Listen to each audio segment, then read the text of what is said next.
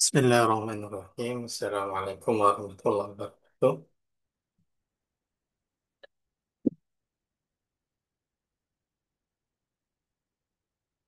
Untuk pertemuan malam hari ini adalah pembahasan mengenai maksud kitab maksud mengenai soft, dan malam hari ini adalah bab faslun fi abniyati fi'lil amri al-hadir wasmil fa'il wal maf'ul wasilatil. Malam hari ini pembahasannya mengenai fi'il, keadaan dari fi'il madi, fi'il mudhari dan hamzah wasal. Yang pertama mengenai fi'il madi.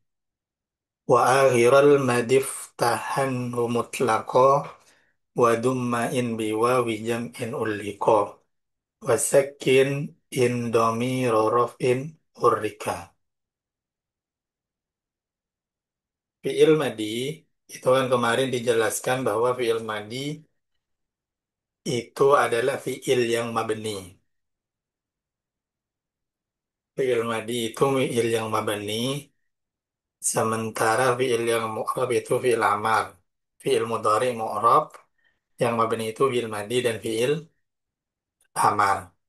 Untuk fi'il madi sendiri, mabninya fi'il madi itu terdapat tiga.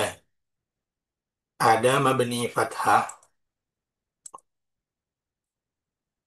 ada mabni dhammah, dan yang terakhir adalah mabni sukun. Jadi fi'il madi itu memiliki tiga bentuk mabni. Ada fathah, ada dhammah, dan ada sukun. Fi'il madi itu mabni fathah ketika tidak bertemu dengan waw jamak dan domir rofa mutaharrik. Nih, fi'il madi mabni fathah ketika tidak bertemu dengan waw jamak dan domir rofa mutaharrik. Maka fi'il madinya itu hukumnya mabni fathah. Tuh, misal kita buat contoh di sini. Doroba. Doroba. Ini contoh fi'il madi yang mabni fathah. Kenapa ini bisa dikatakan mabni fathah? Karena harokat terakhirnya itu berupa fathah, doroba. Makanya di sini mabni fathah. Dan lafadz doroba ini tidak bertemu dengan waw jamak ataupun domir rofa mutaharrik.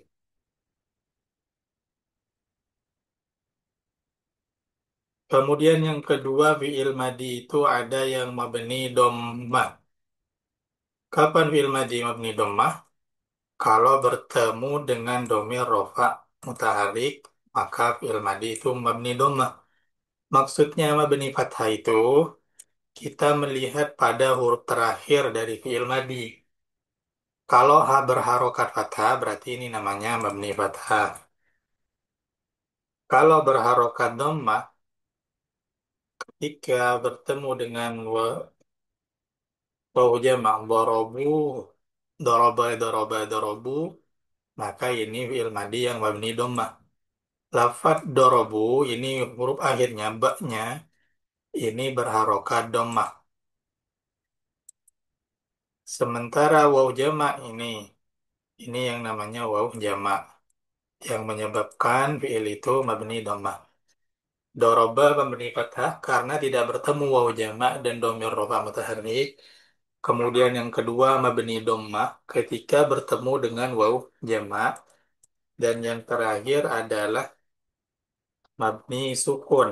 Kapan? Ketika bertemu dengan dhamir rafa mutaharrik. Contohnya lafadz darabtu. Ini bertemu dengan dhamir rafa mutaharrik. Seperti dalam contoh ini, darabtu baknya ini berharokat dhammah. Ya disebut mabni dhammah.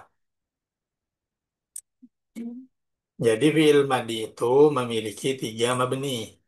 Yang pertama mabni fathah, yang kedua mabni dhammah, dan yang terakhir adalah mabni sukun.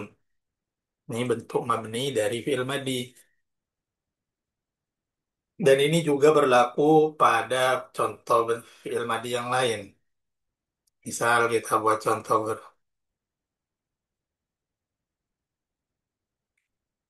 misal kita buat contoh,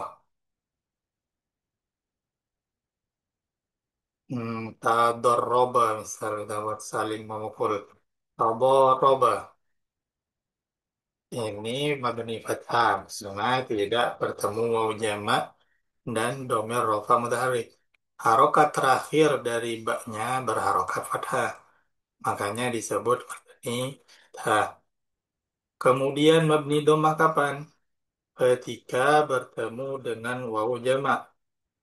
Berarti kalau bertemu wawu jamak bacanya tabarabu. Wawu jamaknya ada di belakang dan baknya dibaca dhammah. Kalau bertemu dengan sukun tadarabtu. Ini bertemu dengan dhamir rafa mutaharik. Itu bak ta. Kalau dhamir rafa mutaharik yang lain itu ada tadarabta. Nah, ini namanya domir rofa matahari. Makanya di sini dibaca dibaca mabni sukun mbaknya. Fathah jika tidak bertemu wawu jamak dan wawu domir mutaharik. Jika bertemu dengan wawu jamak maka mabni dhammah. Terakhir jika bertemu domir rofa mutaharik maka mabni sukun. Dan ini tasrifannya.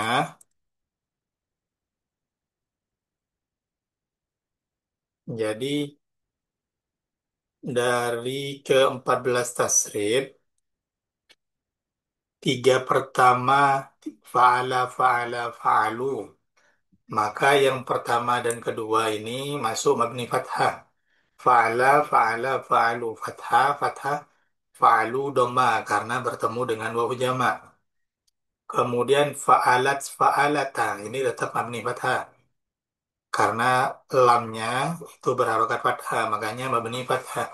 Fa'alat, fa'alata. Mabni fathah. Baru fa'alna ke bawah. Ini sudah mabni sukun karena bertemu domir rofa mutaharik. Ini namanya domir rofa mutaharik. Domir rofa yang berharokat. Fa'alna, fa'alta, fa'altuma, fa'altum. Kalau kita perhatikan, maka ke bawah ini semua harokat dari lam fiilnya, huruf terakhirnya itu berharokat sukun. Makanya dinamakan mabni sukun. Begitu juga kalau kita perhatikan lafaz-lafaz yang lain. Contoh di sini ada nasoro. Nasoro, nasoro, baru nasoru mabni dhammah karena bertemu dengan wawu jamak. Nasorot, nasorota mabni fathah. Nasorna ke bawah ini sudah mabni sukun. Nasorti, nasortuma, nasortum, nasortu, nasorna. Ini wazan yang sulasi. Kalau yang rubai juga sama. If alalla, if allala, if allala, if allalul. Nah, lu-nya lam terakhirnya itu berharokat dhamma sudah. If alalna ini sukun, berarti mabni sukun. Kenapa sukun? Karena bertemu dengan domir rafa mutaharik. Jadi ini gunanya, ini namanya kan tasrif lugawi dari fi'il madi. Jadi fi'il madi itu bisa berubah menjadi 12 bentuk tergantung pelakunya. Fi'il itu kan kata kerja. Maka kalau misal kata kerjanya satu orang, fa'ala. Contoh, nasoro itu mau menolong. Kalau dia menolong berarti nasoro. Karena dia itu masuk yang goib. Ini goib mudzakkar, goib muannas. Kalau kamu menolong maka menjadi nasorta. Karena kamu itu adalah mukhotob. Mukhotob mudzakkar. Kalau kamu menolong yang menolong perempuan, kamu perempuan menolong, maka nasorti, karena ini muwatab mu'annas. Dan bagian bawahnya, dan bagian bawahnya adalah mutakallim. Kalau saya menolong, nasortu, nasorna. Maka itulah guna dari tasrif lughawi dari fi'il madi. Jadi satu bentuk kata kerja itu bisa berubah tergantung siapa yang melakukan pekerjaannya, tergantung subjek pelakunya. Berbeda dengan bahasa Indonesia. Kalau saya menolong, kata kerjanya menolong itu gak akan berubah. Meskipun yang menjadi subjek kamu, dia, itu akan tetap bentuk tulisannya tetap menolong. Beda dengan fil Arab, dengan bahasa Arab. Kata kerjanya itu menyesuaikan dengan pelakunya. Itu adalah mabni fi'il madi.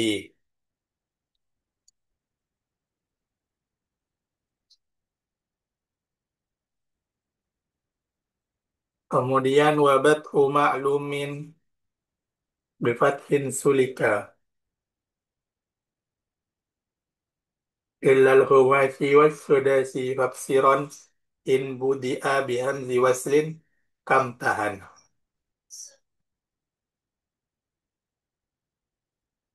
Fi'il madi yang mabni ma'lum itu huruf pertamanya harus dibaca fathah secara mutlak,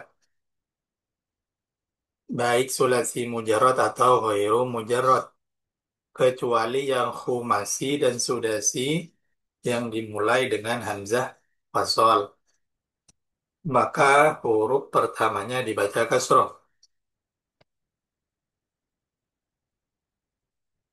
Kalau kita runtut fi'il madi, wazan-wazan fi'il madi fa'ala, kemudian dirubai. Kalau di sulasi itu ada contoh fa'ala, doroba.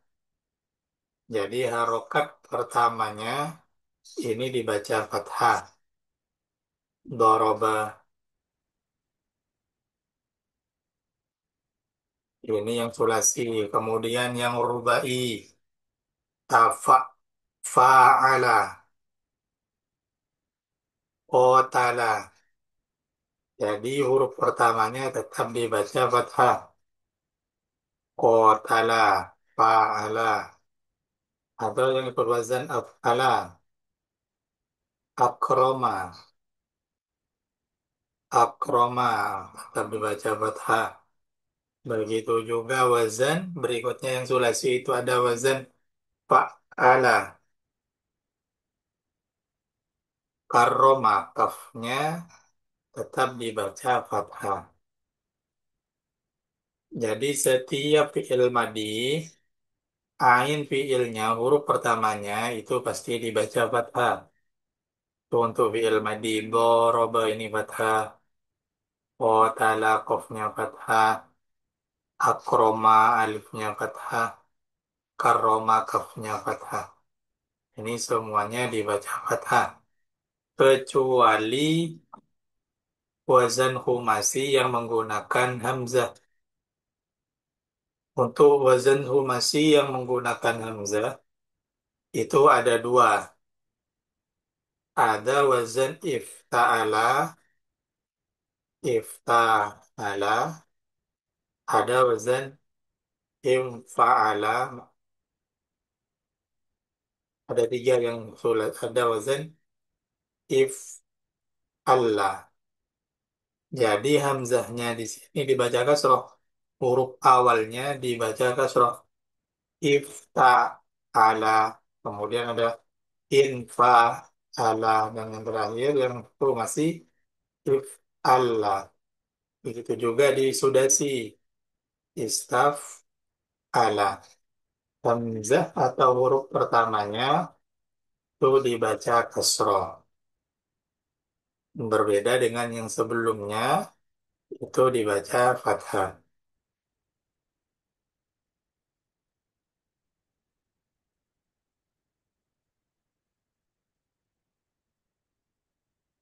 Contoh di sini ada imhana, imtahana. Ini adalah contoh yang huruf awalnya dibaca kasroh. Karena ini berupa wazan humasi yang didahului hamzah. Humasi berarti artinya terdapat 5 huruf. Kalau yang humasi tapi tanpa hamzah, maka tetap dibaca fathah huruf awalnya. Contoh tadoroba. Ini termasuk contoh yang humasi. Karena ada 5 huruf. Ada ta, dot, alif, ro, dan ba. Atau yang tadoroba. Ke 5 huruf. Dan ini juga awalnya dibaca fathah.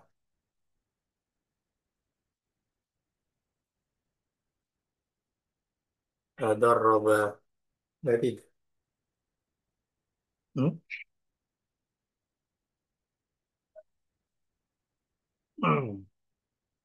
Kemudian hamzah wasol tersebut berada pada fi'il amar dan masdarnya fi'il humasi dan sudasi.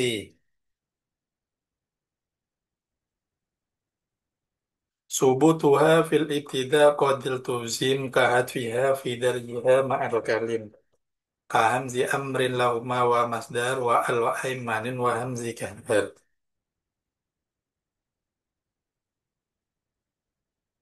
Jadi hamzah dari contoh tadi, misal kita ambil contoh imtahana,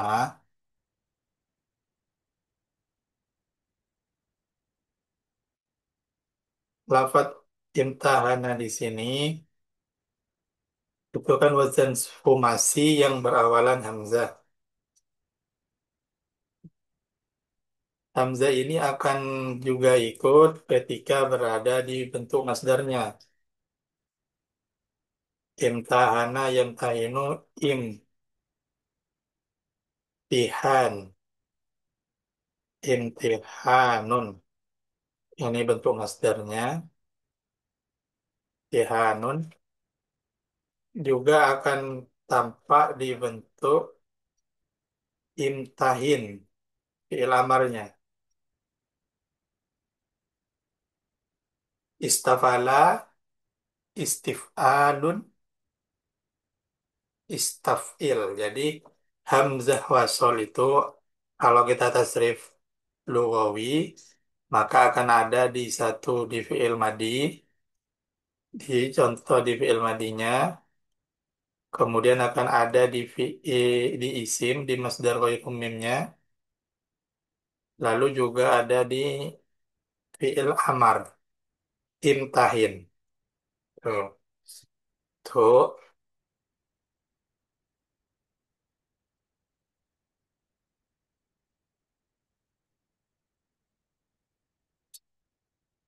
Setelah itu fi'il amarnya sulasi mujarad yang huruf keduanya ihjar.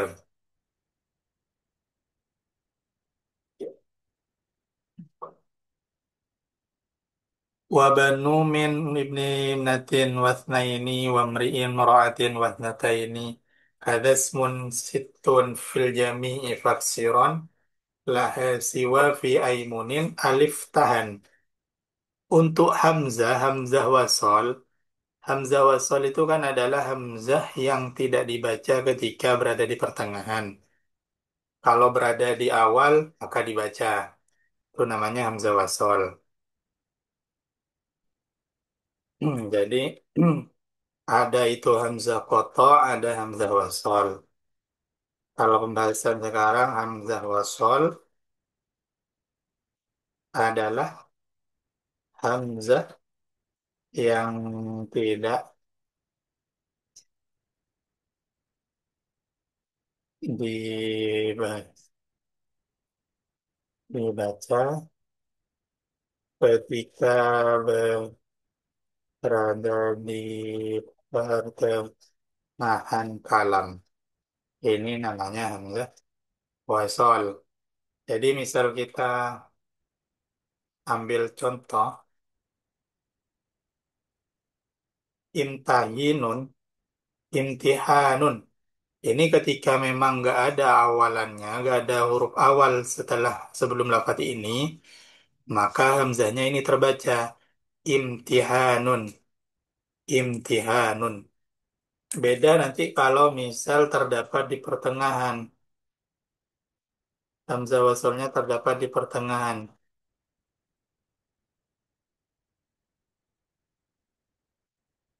Contoh, imtihanun, kok di awalnya ada min, maka cara bacanya minim tihanin. Maka seolah hamzahnya ini nggak berharokat jadinya. Kalau berada di awal terbaca imtihanun, kalau berada di tengah kalimat, maka hamzahnya ini nggak terbaca. Menjadi minim tihanin. Itu namanya hamzah wasal. Begitu juga ketika dalam bentuk fi'il amar, fi'il madinya. Imtahana, ini kalau nggak ada di awal, kalau ada di awal kalam, maka dibaca hamzahnya. Tapi kalau misal ini kemasukan waw misal, maka cara bacanya wamtahana. Hamzah wasalnya tidak berharokat lagi. Karena itu definisi dari hamzah wasal. Hamzah yang tidak terbaca ketika berada di pertengahan kalam. Imtihanun, famtahana. Begitu juga contoh-contoh hamzah yang lain dalam apa ini? Misal ada isnaini. Ini contoh-contoh hamzah wasal. Ada contoh isnataini,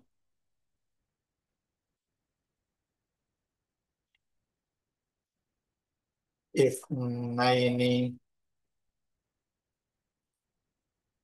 ibnuma, ibnatun, ibnun. Jadi lafaz ibnun, kalau cuma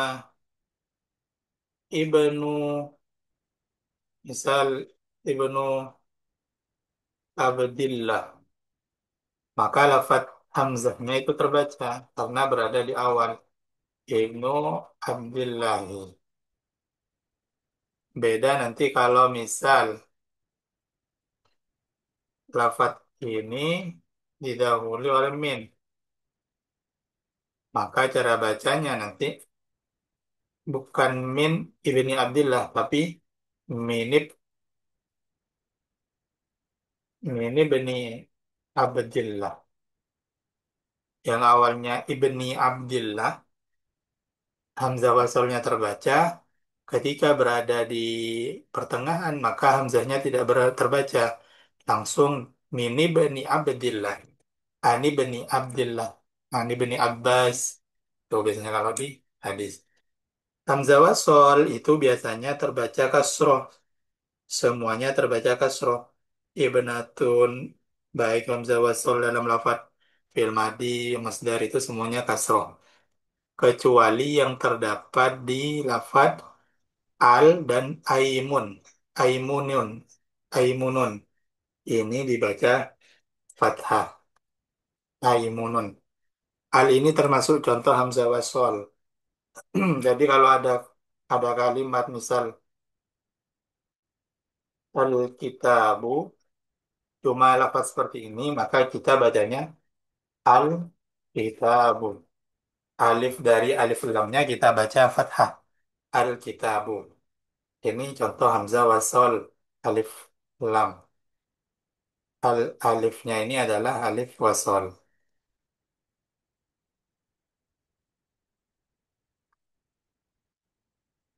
Beda nanti kalau ini berada di pertengahan kalam, misal kemasukan huruf jar min, maka alnya sudah biasa dibaca jadi minal. Langsung kita baca minal kitabi. Hamzah wasalnya sudah tidak terbaca, tidak berharokat. Yang awalnya terbaca fathah al-kitabi, ketika berada di pertengahan menjadi minal kitabi. Hamzahnya tidak berharokat. Itu untuk hamzah wasol. Hamzah yang berada wa amru dhi thalathatin nahwuk bula dumma kama bima diyaini juhila. Hamzah yang berada pada fi'il amar dari fi'il sulasi mujarrad yang ikut wazan uf'ul, ain fi'ilnya dhammah dan ain fi'il mudhari'nya di dhammah yang bertempat pada fi'il humasi sudah si cul harus dibaca dhammah. Kalau tadi imtahana itu kan maklum, makanya hamzahnya dibaca kasroh. Tapi kalau lafadz imtahana itu dimaculkan, maka hamzahnya juga ikut maculkan. Tuhina, maka hamzahnya di sini juga dibaca kasroh. Begitu juga fil amar dari uf'ul. Nasoro yansuru unsur.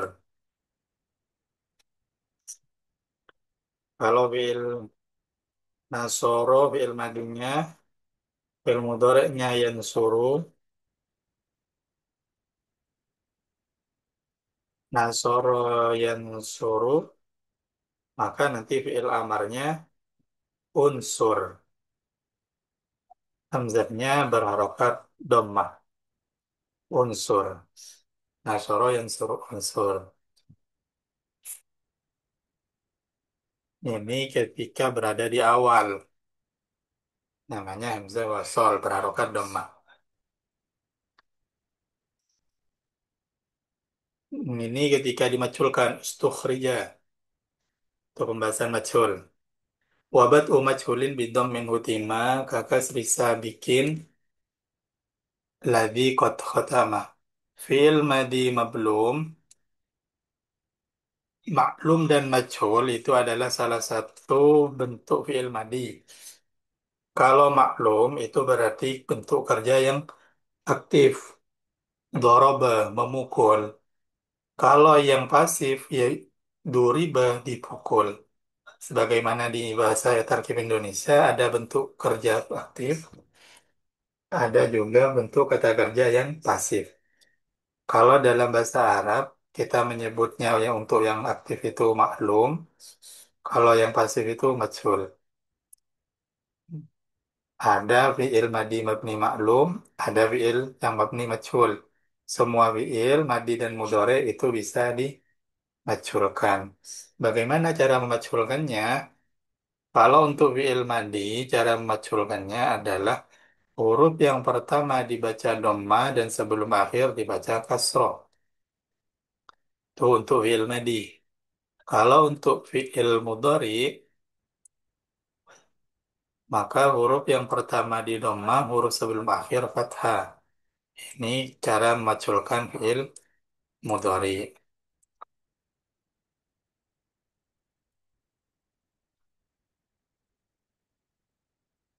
Misal kita contohkan di fi'il madi.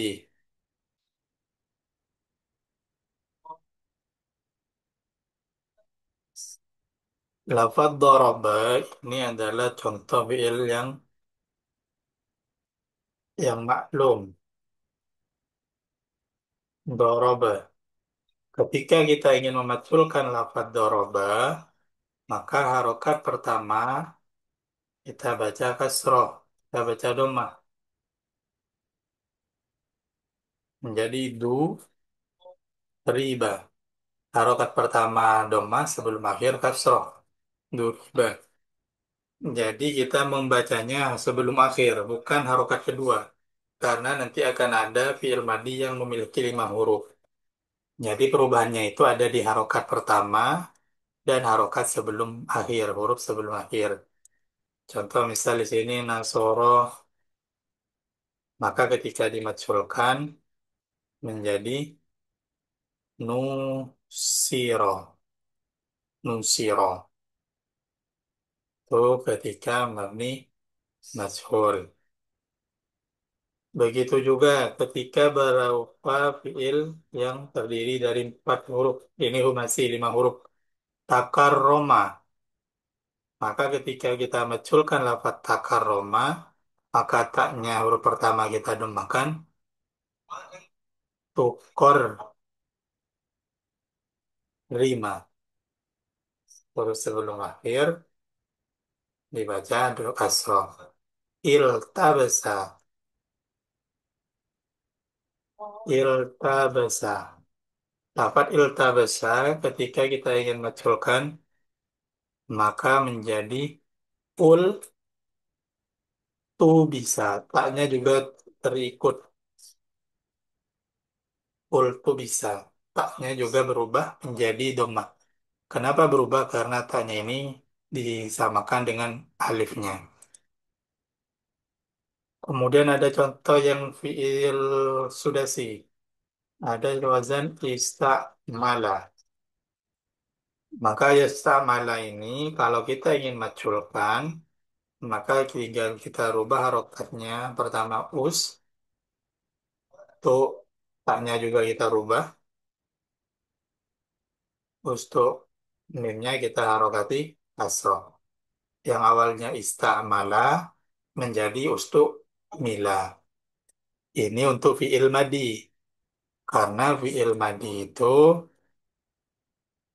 yang pertama dibaca fathah, sebelum akhir dibaca kasroh. Doroba menjadi duriba, nasoro nusiro, takarroma tukorrima, iltabasa menjadi ultuwisa, istamala menjadi ustumila. Itu untuk fiil madi. Kalau fiil mudhari, ke huruf pertama dibaca dhammah, sebelum akhir dibaca fathah.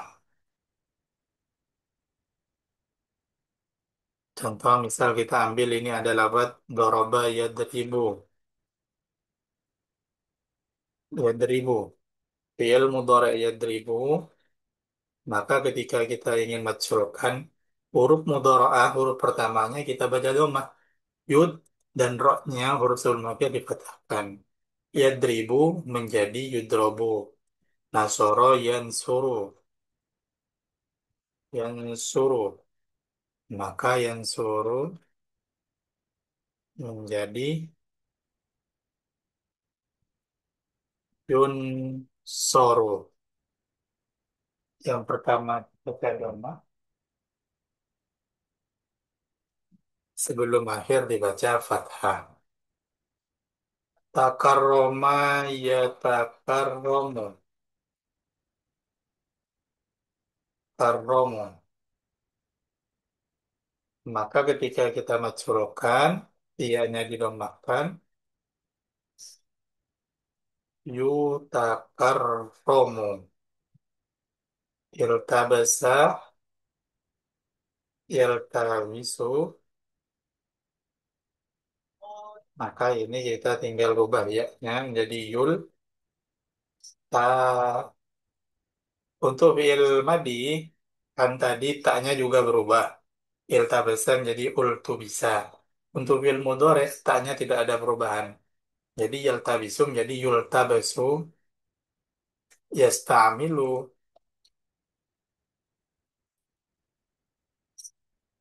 menjadi yusta'malu.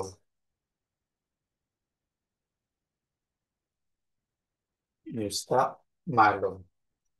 Itu cara untuk memadukan fi'il madi dan fi'il mudhari. Ini selesai materi malam hari ini. Ada pertanyaan? Oke, Ustaz. Kalau tidak ada, Masih. iya akan saya kasih PR ya cara untuk merubah fi'il madi atau fi'il mudhari ke bentuk majhul.